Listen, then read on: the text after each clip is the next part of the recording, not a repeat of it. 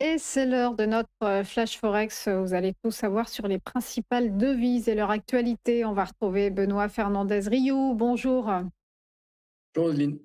Vous êtes consultant spécialiste du forex. On va d'abord évoquer l'euro-dollar, l'euro qui a perdu un peu de terrain face au billet vert la semaine écoulée. Un effritement de moins 0,18%.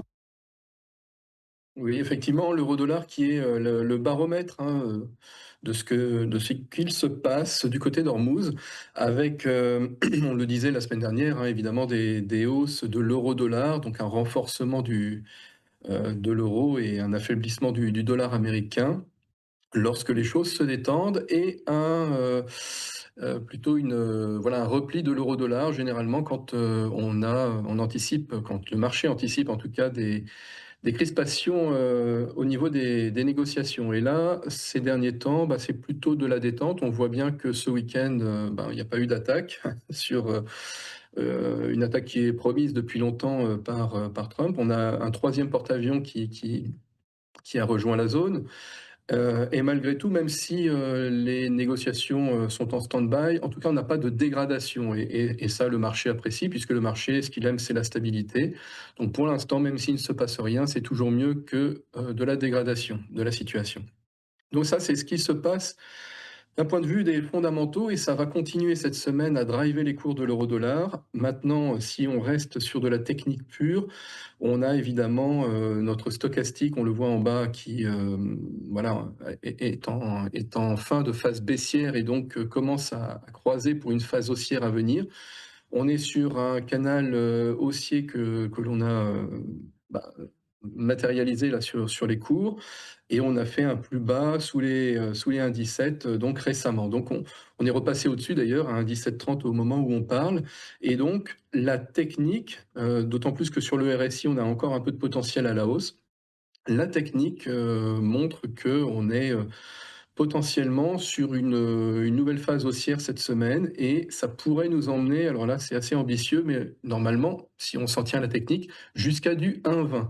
Alors sans toutefois forcément toucher les 1,20 cette semaine, mais en tout cas, on devrait plutôt se diriger vers ça si on n'était que sur la technique. D'autant plus que on est sur le milieu des bandes de Bollinger, on a bien, enfin la moyenne mobile arithmétique à 20 périodes sur le daily a bien réagi, et on pourrait donc aller rejoindre des plus hauts. Donc ça, c'est la technique, et comme je le disais précédemment, les fondamentaux, notamment de ce qu'il se passe du côté du détroit d'Ormuz, c'est surtout ça qu'il va falloir regarder pour voir les pressions qui pourraient aller à l'encontre de la situation technique. Et donc, si on avait une cassure, par exemple sous les 1,1650, disons 1,1650, 1,1670, c'est la zone du point bas. Donc si on était sous clairement les 1,1650, à ce moment-là, à la faveur d'une dégradation ou d'une crispation du côté d'Ormuz, à ce moment-là, c'est la voie ouverte vers des plus bas, et notamment vers les 1,15, puisque ça dessinerait alors techniquement une sorte de épaule, tête-épaule en délit, qui pour l'instant n'est pas encore totalement finalisée, avec une ligne de coup autour justement de ces 1,1650.